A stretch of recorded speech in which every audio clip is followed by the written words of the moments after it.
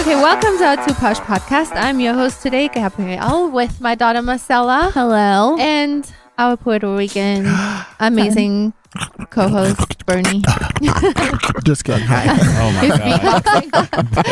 That was my ASMR stuff. I don't know. I was trying to clear Spider food goes, out of my oh teeth. my God. Freeze. Spider. Hi, Spider. I got something for you today. Ooh, let's hear it. All right. Oh, it's your boy Spider in the building. It's my favorite song you play. It really is. That's of all the ones you play, it's a I like it the classic. most. It's a I classic. love it. I don't know if it's a classic. I just think that you, when I hear this song. I know, it's awesome. fits you. The ladies love it. That's right.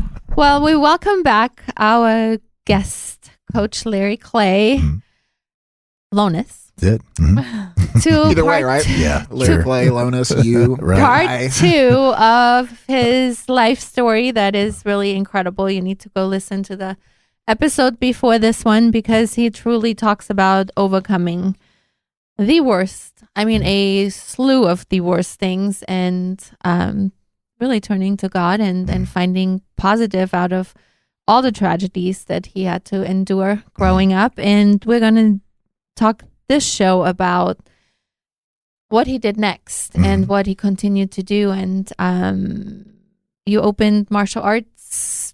Open martial arts facilities, yeah, and then went on to later in life kind of speaking, traveling and speaking about my history, which after that turned into speaking about my history and then also letting people kind of understand what are some things that they let themselves become, how do you say, condemned about, or they let themselves feel guilty about. And unfortunately, what's crazy is a lot of that stuff evolved around what we call church today. What church did you go to? I went to several. Actually, I got quote unquote saved in a Baptist church. My grandparents were Assembly of God. My parents were Church of Christ. As far as my mom and stepdad, they were Church of Christ. My dad was non-denominational. So yeah, and then been to several. I've definitely been to several. Went to, I guess the longest one here was probably Gateway for a long time. So this is a mega church in South Lake, Texas. That's it. Mm-hmm. And that's where you found your home for a while, I would say. For a good while, yeah. Yeah. Actually, I spoke there a few times. Got to help with some of the kids' camps too, that kind of thing. But yeah, it was that was home for a while. Mm-hmm. And then tell me about what you talk about, what these big churches or any churches, Sure. what did you learn and what is your belief? You know, my biggest belief obviously is that people walk around condemned about a story they carry for their history because, you know, our brain is wired literally to where we literally focus on the negative. And in most cases, it's like a protection device. And because of that, like we let fear not drive us to do things and yeah, maybe in some cases, but in most cases keep us held back from doing things.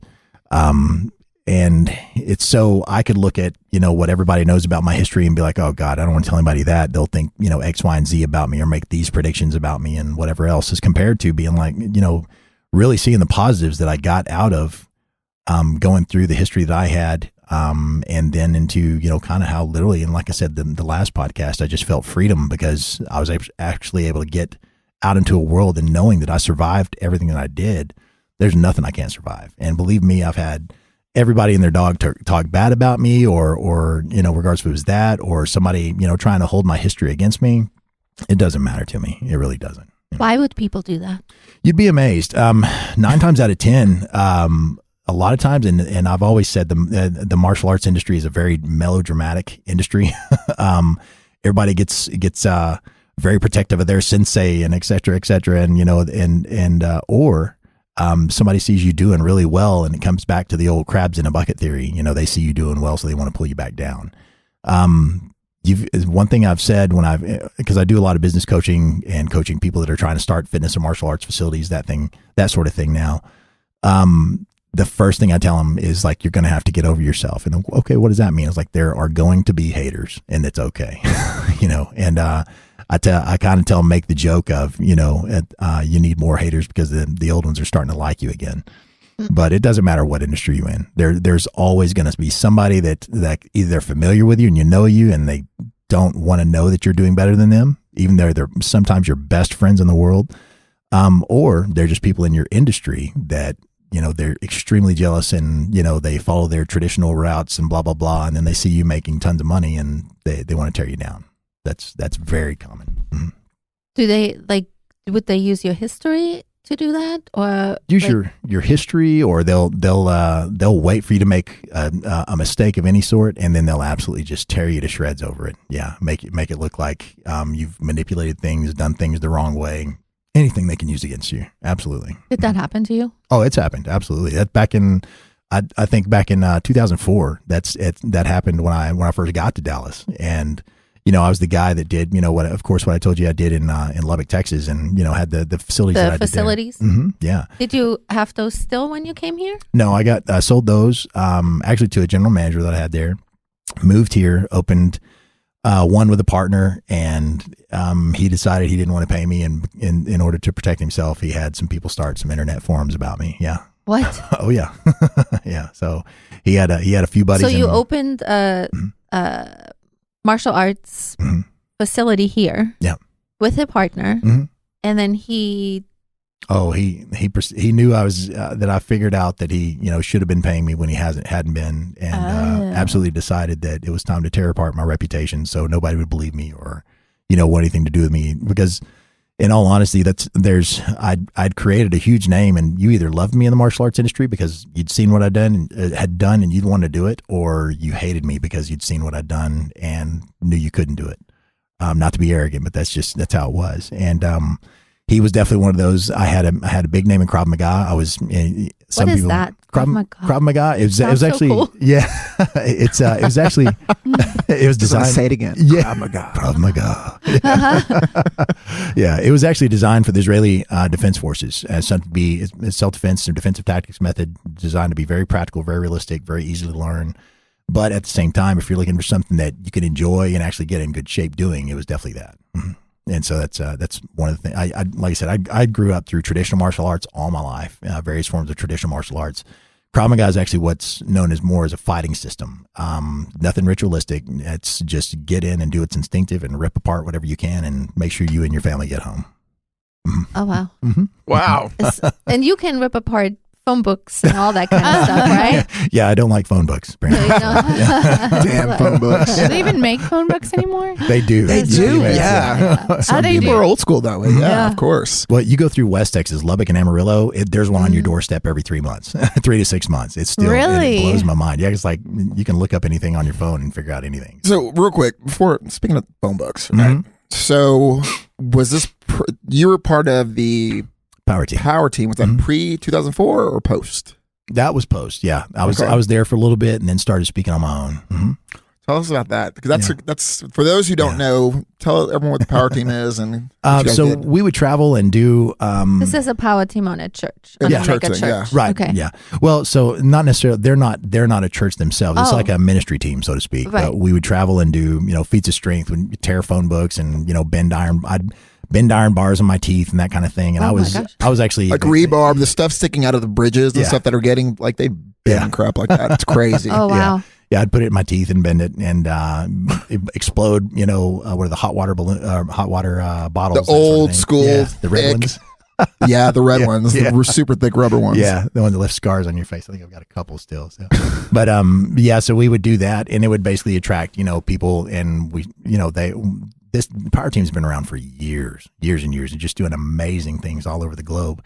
But they would attract, obviously the original thing was to attract kids and that kind of thing. But you see, adults run into the front of the stage wanting to turn their lives over because they see what you do on, a daily basis and doing all these big, massive guys bigger than me, guys that made me look small. No joke.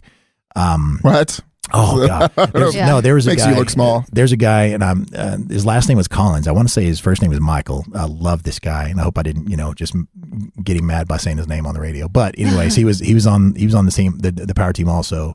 I believe he played for the Baltimore Ravens. He was defensive line. He was 6'6". His freaking arms were bigger around than my legs were, and this is when I had almost 40-inch thighs. This was way back when I was 370. Yeah.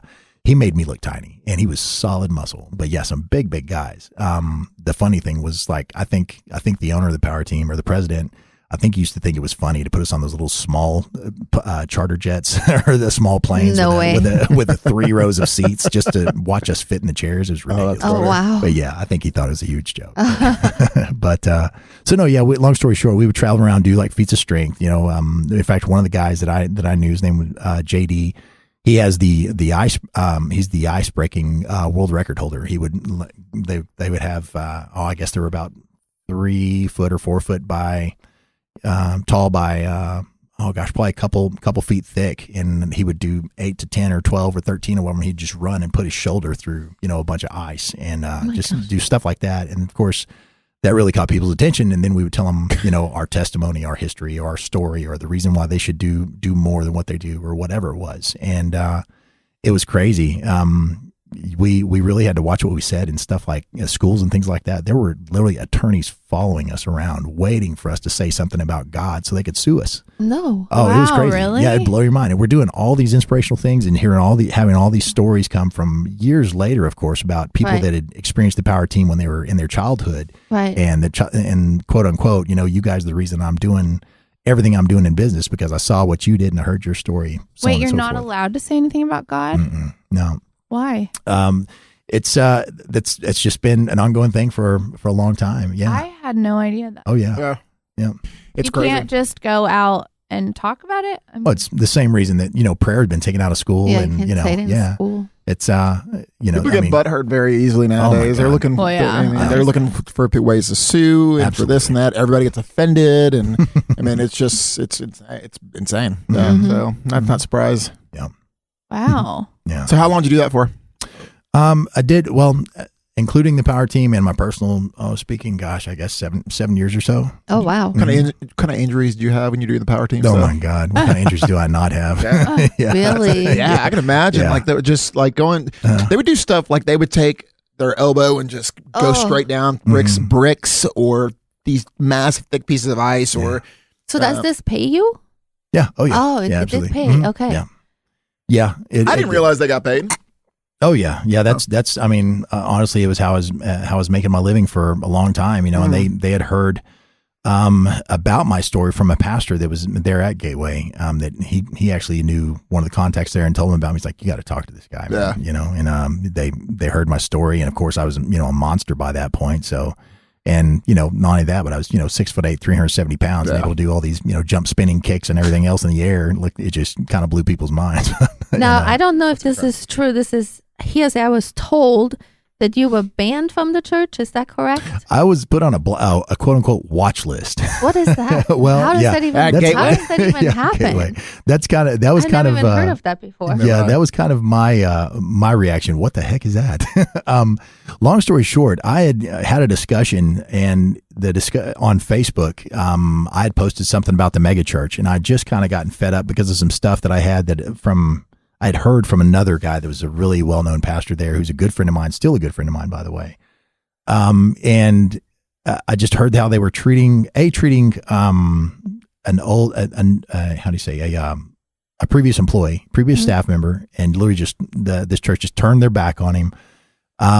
Like he wasn't even there. And this guy had done some amazing things, at that church. And all of a sudden there was rumor that, he had done something wrong. And instead of quote unquote loving the guy back in line, they didn't want anybody to know that they turned their back on him. And literally every staff member was told, do not talk to this person. If you do, you're fired. My goodness. Yeah. I've heard this before. Yeah. And it's horrible. Really and, what's crazy, me and my big mouth, it encouraged me to make a post the next day about the mega church. And I said something to the effect of, I'll support the mega church when they open a mega homeless facility.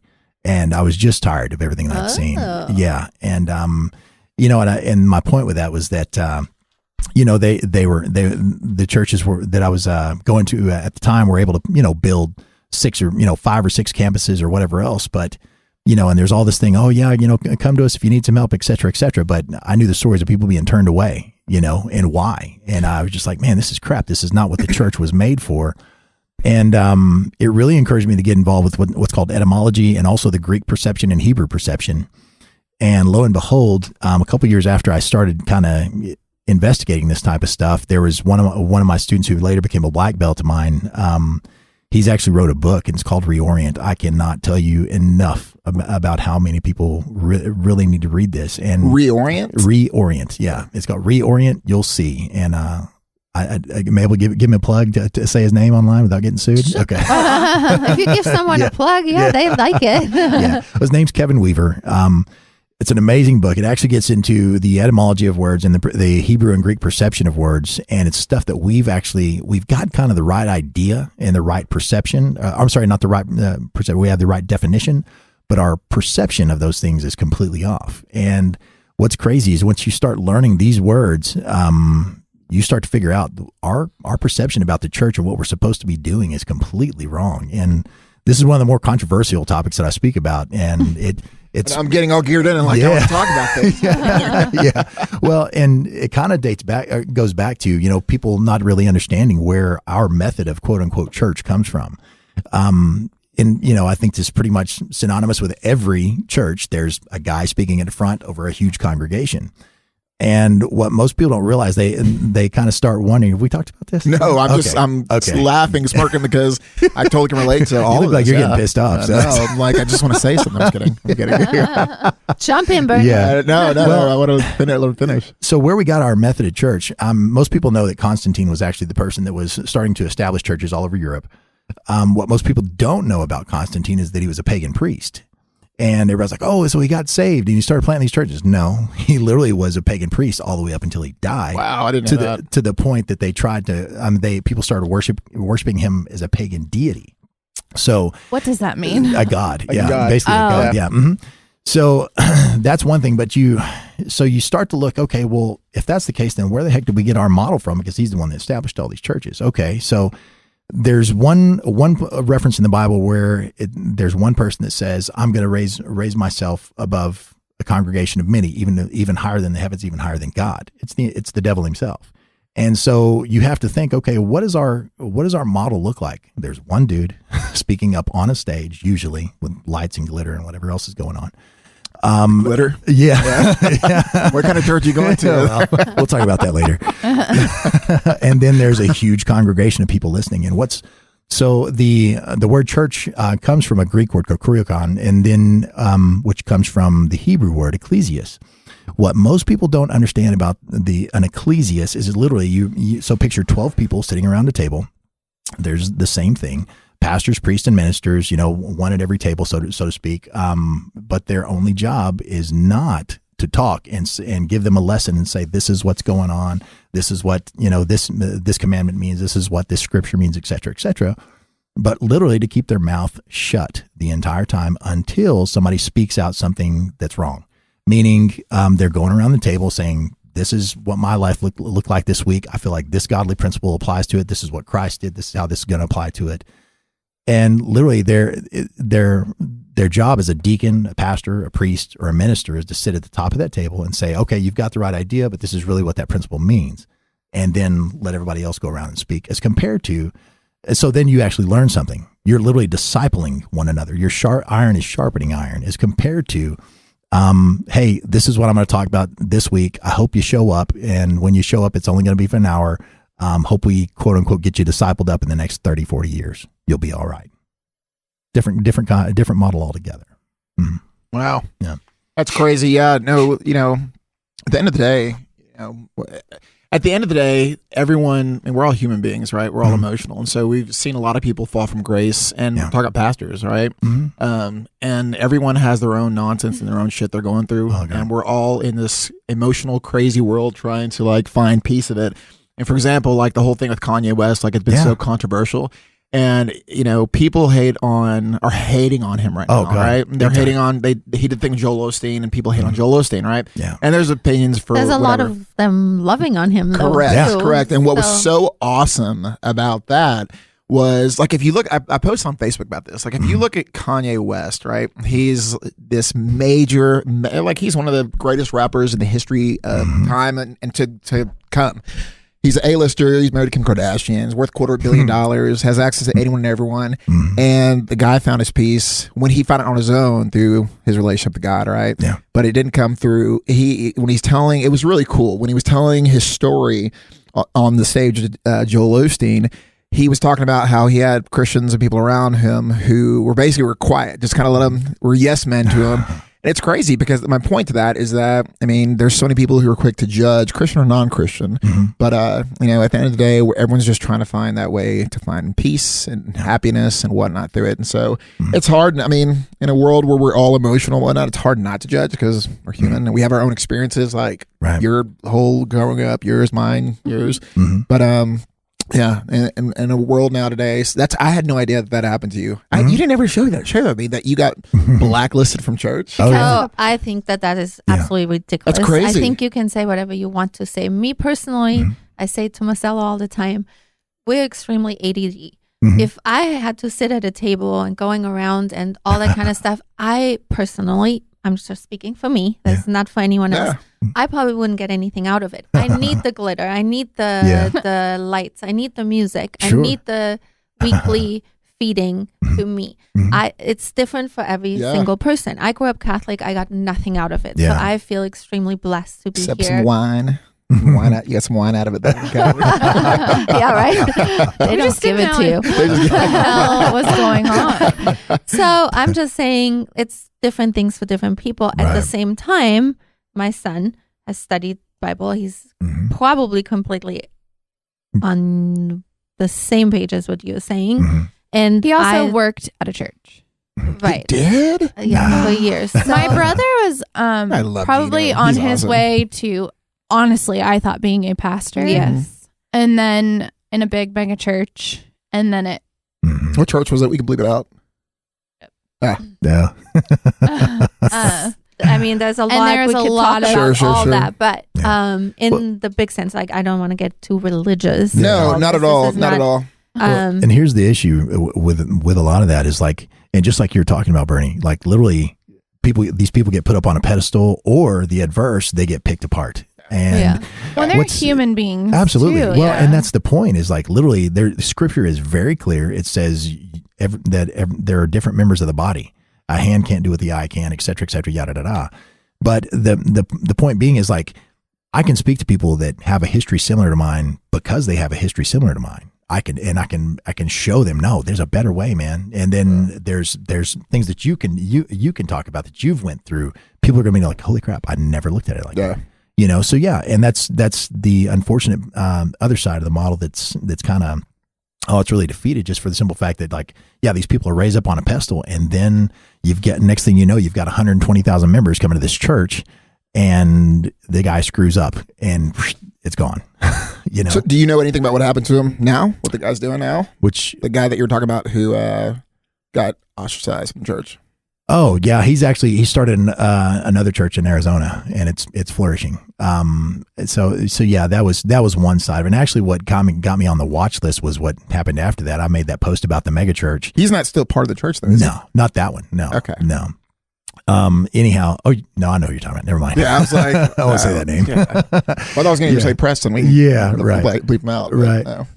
So no, long story short, I made a post that post about the mega church, and the guy that was actually in what's called Kairos there, the healing ministry that they had there, confronted me on Facebook on that post about it. And so we started going back and forth, and he kept coming back with, well, you know, what I think Jesus meant was X, Y, and Z. I'm like, no, dude, scripture is clear. This is what it meant. Look at the Greek interpretation, the Hebrew interpretation. Let's figure it out. Don't tell me what you think. Tell me what Jesus said. And that's where, because I feel like that's where a lot of times people get into manipulation of scripture and whatever else. And like, there's no way to manipulate something you read in depth from a Hebrew and Greek perception and the terminology, the correct terminology. So it was crazy because there were 67 posts between he and I, and these other people just, of course, clicking like on, mine and his both. And we get to the bottom or the next day, and I get a call from the pastor friend of mine, and he's like, well, he goes, so just don't start flipping out if you feel like you've got a lot of eyes watching me. I'm like, what are you talking about? He goes, we had an actual meeting with the entire church staff this morning to watch you. And I'm like, are you kidding me? That's crazy. And this is a huge church. And he goes, they said, to watch to anybody you stop and talk to, that you, even if it looks like you're just fellowshipping, just hanging out, talking, having a good time, laughing. And make sure that you're not saying the things that you said on that post. And then I went and looked at that post. The pastor that I got in the disagreement with went back and deleted every one of his comments. And I'm like, are you kidding me? Are you that scared?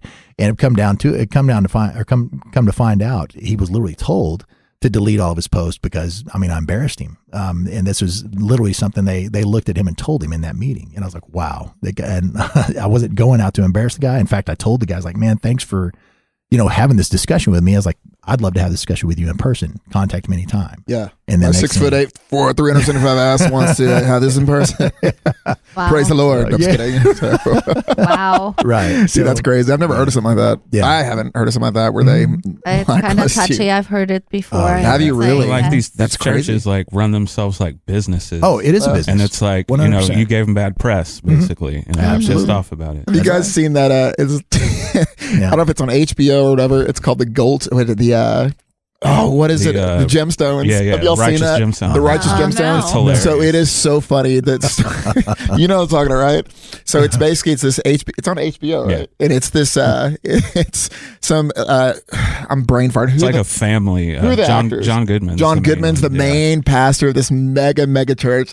They're super filthy wealthy, and he has 2 sons and a daughter, and they're all pieces of shit. They are like, there's a video that comes up of one of the pastors is like snorting cocaine with strippers and stuff like that. God. It is the funniest. If you guys are getting a chance to watch it, it's called The Gemstones. It's so funny, but it puts it in perspective of what probably is happening in some churches, not all I churches. think that right? it's sad. I think that you should be able to have these conversations and they should be open, but they're not. And that's Well, if I'm wrong, tell me I'm wrong, but love me back into line. That's my point. Is like, don't turn your back on people. You're the freaking church, quote unquote. But remember, you're also going with people who, it goes back to it, where everyone is emotional. Everyone, some of the worst witnesses, the worst people are those who, like some of the Christians, some of the worst Christians. And this is, again, I agree with you, Gav. This isn't to get a whole religious show, but everyone experiences their own different hurt, their different experiences. Like, I couldn't imagine. I've had my own craziness, as we know. I've been shot. I've had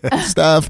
But I couldn't imagine walking in your shoes. Your shoes are like, what, size 16, first off. 17. But 17. But I couldn't imagine like walking an inch in your shoes. Right. And so point is, even those who are in leadership or authority, they have their own shit that they've gone through and their own stuff that they have never experienced. Well, it's even when you're growing up, you hear about like pastors' daughters are always like the worst. Or not that that's general, but you hear that. PKs, that's right. PKs, the initials. Yeah, like that's the joke. Yeah. But I don't know.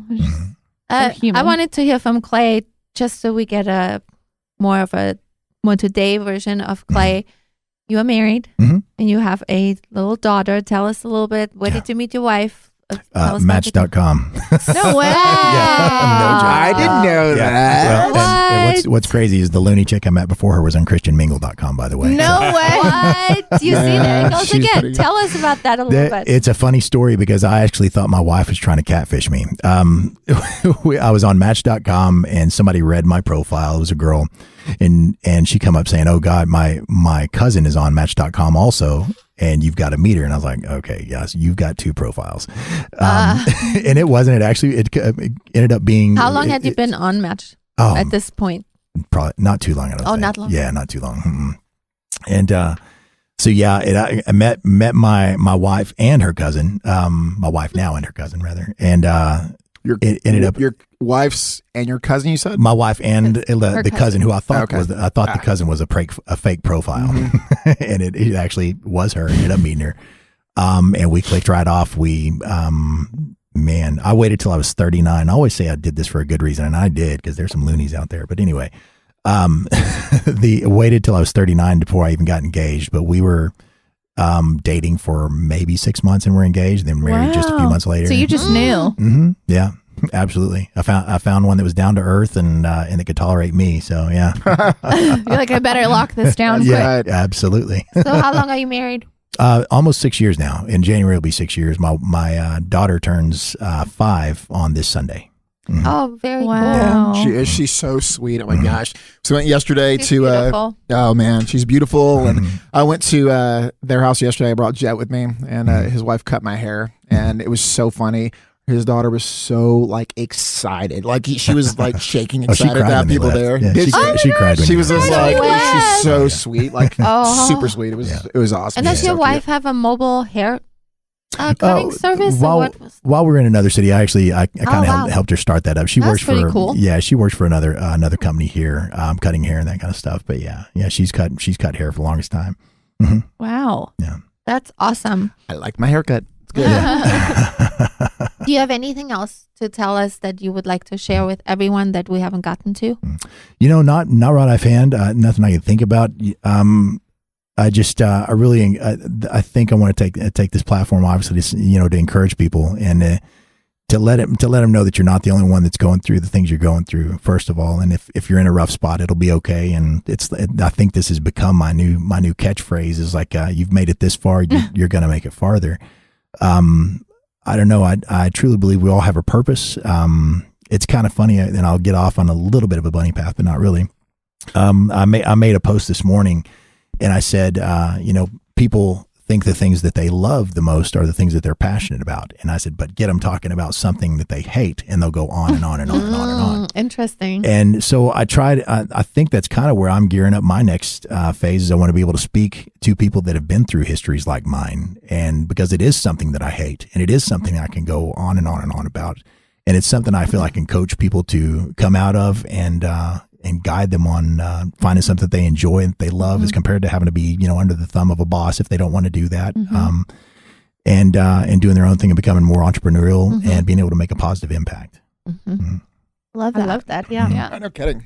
Can you give us your social media information so people can get a hold of you if they need to talk to you? Actually, yeah. In fact, what's crazy is I taught Krav Maga professionally for years, but I've actually just gotten to where I teach, law enforcement and military if those options come up.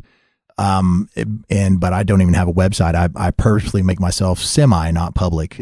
But if somebody wants to email me, my email address is the email address you asked for @gmail.com. That's an email.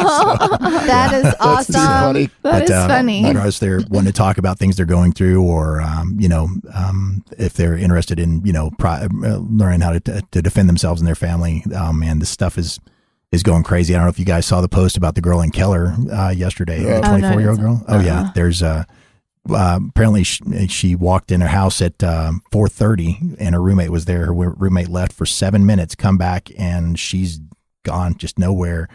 Her keys are there, her cell phone's there, her purse is there, and she's just disappeared. I was about to ask you, do you think that everybody should learn how to defend themselves? Because I just sent it to you. You haven't even seen it yet. That story? No. The what happened in LA in the neighborhood, and you can literally hear this girl screaming help in the neighborhood, and it is blood. I watched it probably 10 times, and nobody is doing anything. I didn't see it. What happened? I swear it's a sex trafficking thing because they grab her and she's screaming, and they caught it on a doorbell cam. Oh wow! I sent it to you, and I said I am terrified that I'll show you when we're done. But I was going to ask you because I sent it to you, thinking I was like, I get in trouble for going to stores late at night, and I'm like, well, I live in Plano, so nothing will happen to me. I'll tell you a story actually that involves that. So I used to send my sales reps out, and they would hand out VIP passes to our classes there in the South Lake area. One of the most, of course, there's one murder in the last 15, 16 years in South Lake. Right. And so a lady looks at my rep, she goes, and he's handed her a VIP. She goes, I live in South Lake. Why am I going to need this? And the next week is when the guy, the guy walked out of that same Starbucks. Yeah, the attorney. Yeah, the attorney for the guy cartel. walked out of the Starbucks and they said it looked like they put a zipper up and down his chest with a freaking Uzi and just blew him to pieces. And it was in close range. And what's crazy is, that's what Krav Maga is focused on, is defenses against knives and grabs that you see commonly, guns, whatever they're in your grasp. So why especially. don't you have one now?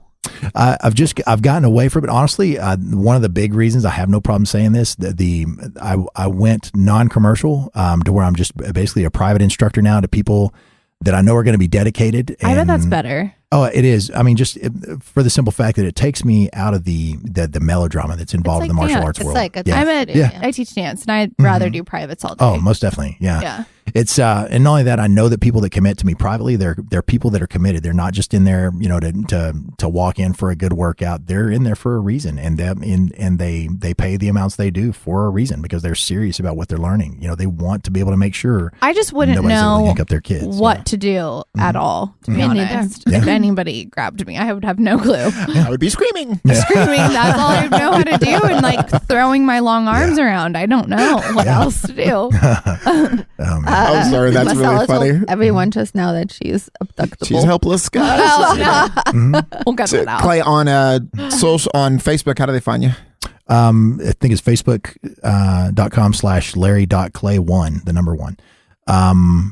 So that's, and my profile name's Clay Lonis. So yeah, it's easy to find. And it's got a little intro video of me for my profile picture, kind of hard to miss, but yeah.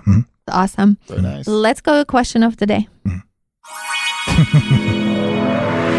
I don't like the that. two posh girls. The question of the day will lighten up question of the any day. show, for sure.